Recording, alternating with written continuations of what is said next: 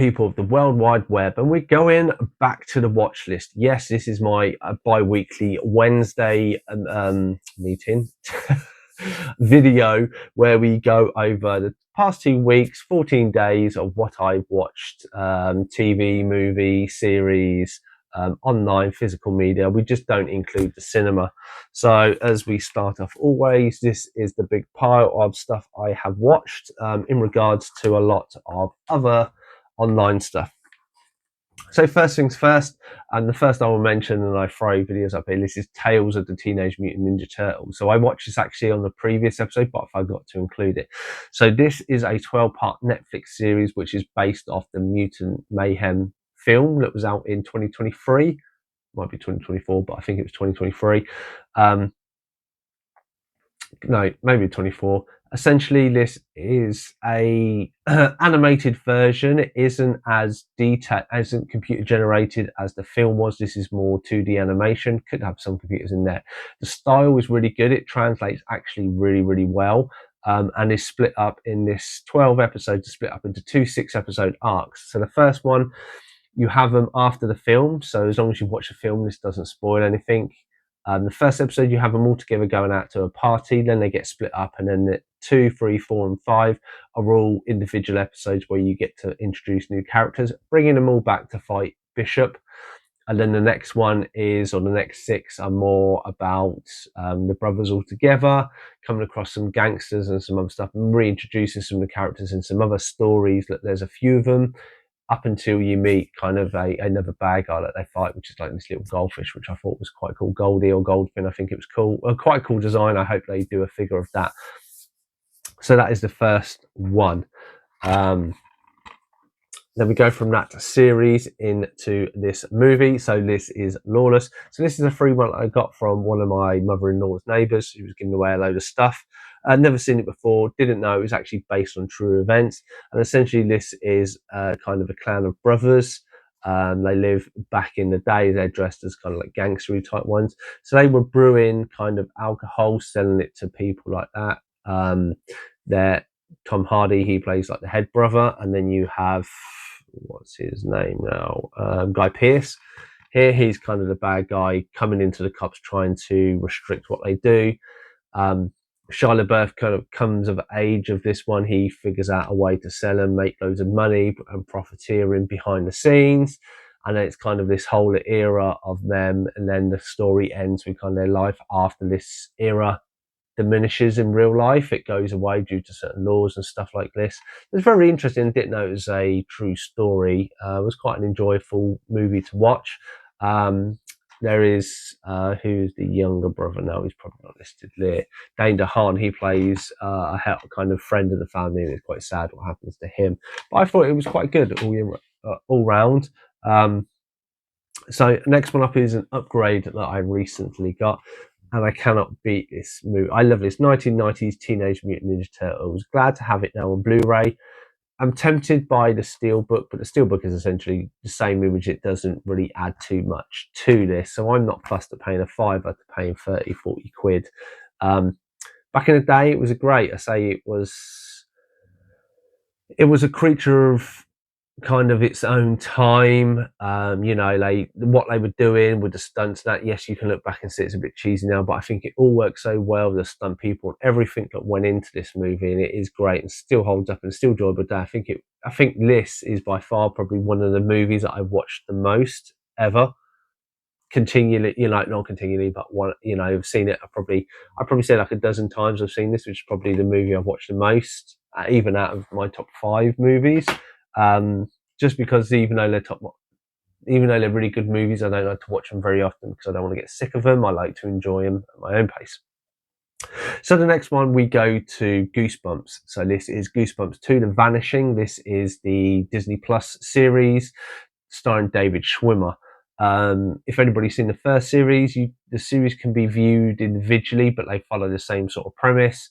A group of kids back in like the 80s have a kind of experience. In this one of the brothers goes disappearing. They all grow up, and it's their kids that have then come onto the scene that uncover what happens to it. In this one, it's kind of aliens that kind of take over people's bodies black goo, and it's all trying to sort out. Really well acted. I'm really good to see David Schwimmer in something I actually really enjoyed, him being a little bit different.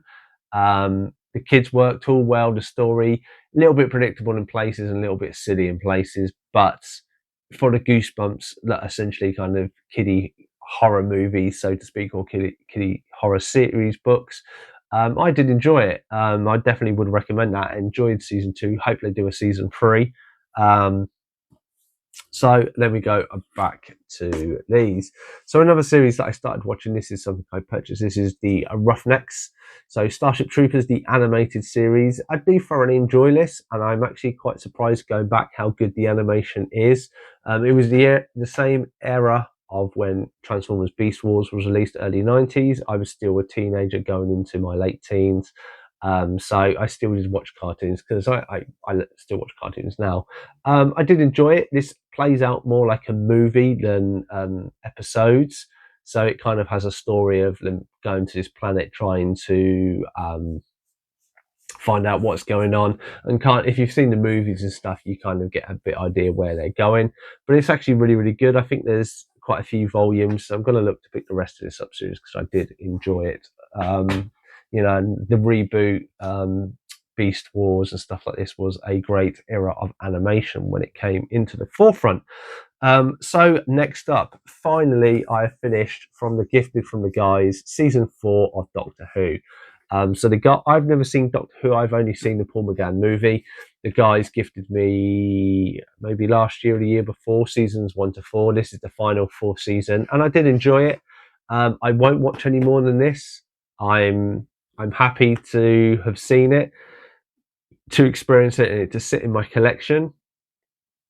I enjoyed River Song, and obviously there's Sarah Lancaster and a few famous people in here, and obviously John Barrowman. I still prefer the Martha character over the rest of them, but it's good that they kind of tied everything up. I think the next one is Matt Smith, but obviously he didn't transform into Matt Smith by the end of it, so I don't know if there's a 5th series with the Doctor. But as I say, I enjoyed it. I enjoyed the more space styles of one, and as I've said before, like the standard ones kind of feel like EastEnders sci-fi.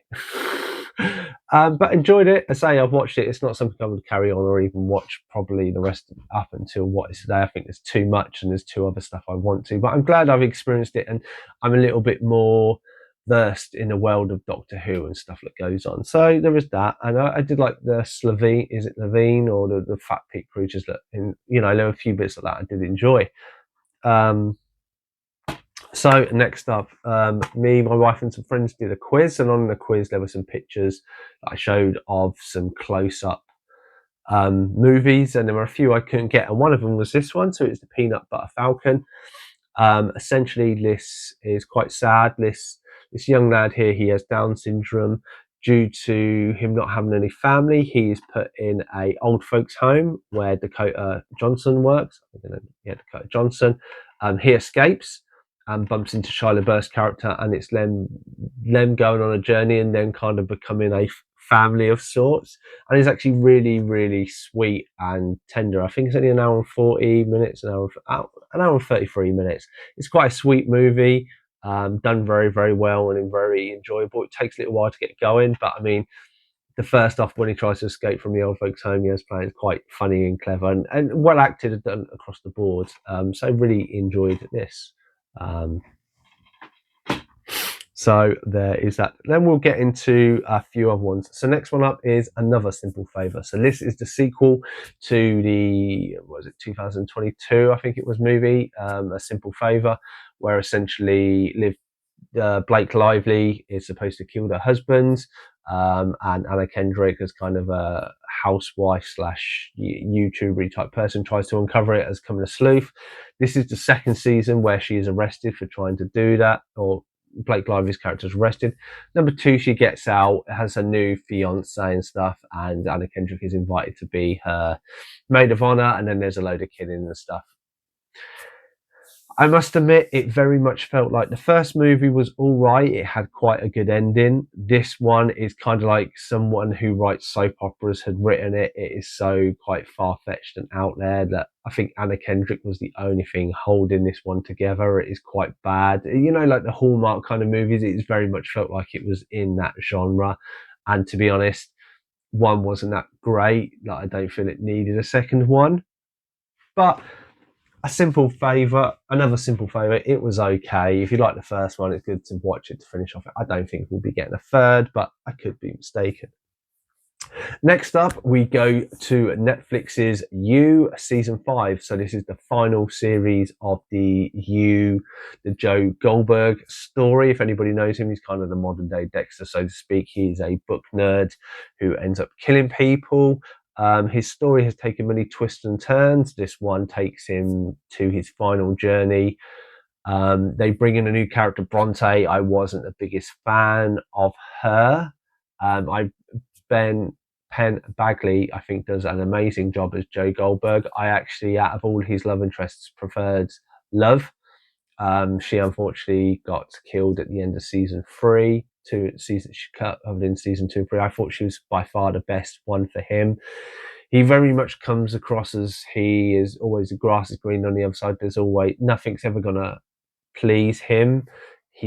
However, any person he gets with who kind of matches what he thinks he wants, he then wants something new and he's kind of never pleased. They do wrap this up. The last ending has given bad ratings and I think it's kind of worthwhile. It wasn't the greatest ending for Joe. Most of the series is quite good on season 5. I just think it needed to be structured better and stuff. People have said like that the episode, I think 9 is better than 10, if I'm right, or 7's better than 8. I can't remember if it's 8 episodes or 10. But it was still enjoyable, still good to see the story of Joe kind of come to a conclusion and that door shut on that. I look forward to what Penn Bagley does in his future ones because I've not seen him in anything else, but that was You season 5.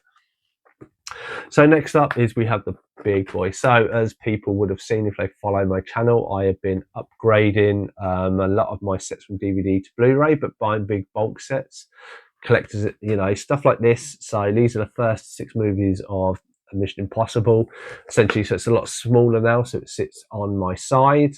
And actually really thoroughly enjoyed this. So we had obviously Mission Impossible 1. Remember seeing that back in the day at the cinema. Really enjoyed reliving that. You could kind of tell the red light, green light bit is always iconic, I think, at the end of that. There is certain elements of this, but I think this is kind of the story of creating the character of Ethan Hunt. Whereas 2, then he starts to come on his own. So obviously when we go from 1, we go to 2. Not Donnie Yen. It is, who directs number 2 now? It escapes me. Always has the Flying Doves. Did Boyd's Heat? I can't. People are probably shouting at me. Apologies, I can't remember the person's name. It hopefully will come to me. But yeah, very famous Chinese director. Did the game Stranglehold. Likes to have slow motion pigeons flying off in there. He did number 2. I really, really like this. I think Douglas Scott is the bad guy, obviously the guy who would have played Wolverine if he hadn't passed on the role. I like the long-haired Ethan Hunt, and I like the stunts and the motorbike and stuff like that. I thought this was quite good. It was very much a kind of a different creature to 1, and it was more Ethan coming into his own. Obviously, we had Luther and that, which wasn't too bad. And then we switch off to Mission Impossible 3, Michelle Monaghan, which is kind of, I feel she's pivotal and going to be pivotal in the final movie that is not out of recording of this this video. I thought it was good. Philip Seymour Hoffman was a great bad guy. I think he was almost, from what I've seen of him, he has just that character stuff about him that he can be very kind of evil. It's a shame, obviously, he passed when he did. But very glad to have him in the bad guy in this. And I thought it worked really well. Plus, it was kind of that evolution of the Ethan Hunt character that he wanted something but realised he couldn't have it and having to sacrifice it at the end. So then that moves on to Ghost Protocol. Ghost Protocol, absolutely loved. I think it's close to my favourite one. I particularly like the climbing stunts. So in 2 and in 4, he does the climbing ones, and to be honest, I don't think people give him Tom Cruise enough credit of what he does. This the climbing one in 2 where he's on the side of the cliff at the very beginning was great. The fact he did almost all of that except for the jump, and I know there are cables there, but you cannot see it. It is edited quite well. 2 even has a great soundtrack as well with Limp Bizkit and stuff. But anyway, back to Ghost Protocol. Ghost Protocol I think was great. Obviously Benji came into free, Simon Pegg's character, him and Luther and obviously Tom Cruise, and then you have the Rebecca Ferguson character. It's slowly starting to come into it as well. Does she come into 4? Or does she come into 5? But it's still quite good if he has his. I think she comes into it as 5, but it's still good to see that now this new team has developed, and this is better kind of because they killed everybody at the beginning of the first one. Spoiler alert! That you have this new team that have worked really well, and kind of you picked up little characters here that come into their own. I believe Luther isn't in much of 4 because at the end, due to copyright. So this is where Jeremy Renner, or did Jeremy Renner come in Rogue? Jeremy Renner comes, I think, in Rogue Nation.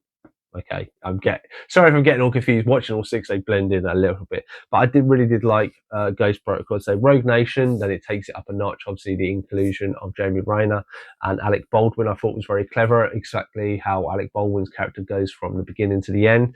Then you have Fallout. Henry Cavill obviously joins the team, so to speak. He's just the Hammer, I think, as he's referred to. And I think I think how they keep reusing characters and going back to stuff, and I think it's very clever. Obviously, in Fallout, you have the Halo jump that Tom Hanks did, which I think is regarded as his best one. I personally don't. As I say, I like the climbing stuff, even or him stuck to the plane at the beginning of Rogue Nation was still good. But yeah, I say just a great series. Actually, I say I love them all. Obviously, they do blur into one a little bit when you watch them.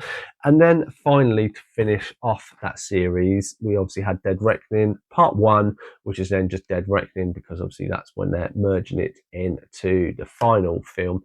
And again, I really love this movie. I feel it doesn't get enough attention. I know due to COVID and the reshoots and everything, it brought the prices up, so it barely broke even, if that. It probably cost the company money, and I know there was a lot of questions, but I honestly think that it worked so well with the machine and how everything's against it. Just builds the anticipation of watching all these 7 movies to have the 8 and kind of to tie it all in. But even with Hayley Atwell joining the cast and obviously them killing off one of the remaining ones, I think it all works good. Good, if that's even right. But yeah, I can't sing this praise enough. I still think this is a really great movie, and I know, yes, he showed the stunt of him driving a motorcycle off and parachuting, but again, Tom Cruise does all this stuff, and they actually look amazing. I still think he deserves more credit than sometimes he is given. So let me go back to the movies, back to Netflix. So there was a movie that I watched back in the day that I really liked, that I exposed my wife to on Netflix, and it was Life or Something Like It. So this is the early 2000s. This is Angelina Jolie, where she is a news anchor, and essentially she meets this deity at the football stadium, and he basically has these forecasts. The last one being that she will die. Next Thursday, she will die. She does not believe it. Things start to happen that match his prediction. And it's all about the perfect life that she's caved to be this reporter, and then she wants to go to New York, and this is what she's buying for the job. This is what she's all building up to, and in the process of kind of having a mini breakdown and coming through the stages of grief and acceptance of that because she will die, you kind of ground the character, and she actually finds out what she really wants, which then leads to the ending she gets. And I won't say what the ending is or what happens or if she does die or anything, because that will be kind of a spoiler on this, and I want to kind of keep this vague. But I did remember enjoying it, watching it again. I must admit, I probably put it on a higher bar and rewatched it. I thought it was more of an average movie with a few good points in it. And you can get no satisfaction. Song sung quite good. There's quite a good funny bit in there. But there is that side of things. So we're almost fairly done. So next up, we have an anime series. Because I've watched Doctor Who now, I'm trying to get through a few smaller ones before I go to some bigger ones. So this is Golden Kamuy season 1. So there have been 4 seasons of this. Only 2 are released on physical media at the minute, and 5 comes out later this year. Essentially, you have this legendary soldier who, in Japan, the war is kind of finished, and he comes across this girl. In between coming across this girl, there is a story that he's told by this old man that this criminal basically buried all this gold that he had found, and the map is tattooed on all these criminals. When he speaks to this guy during the night, unfortunately, this guy is attacked and killed. And during the process of that, he sees that he has these tattoos on him, and then it leads to combining forces to go out and skin all these people to get their skin to build this map. That's what it is. There's very weird and different characters. It's all about kind of, she's like a Native American, so to speak, or a Native Japanese. In the wild, they have animals that they come across and stuff. It is basically drawn, except for there is when big bears are in it, they seem to be animated. I'm not sure why, it's just that one specific creature. But it's very interesting. I watched it 12 episodes. Obviously, got to pick out season 2. Hopefully 3 and 4 released, and then 5 when it comes out. But I did enjoy it. It's a good one to add into the anime collection.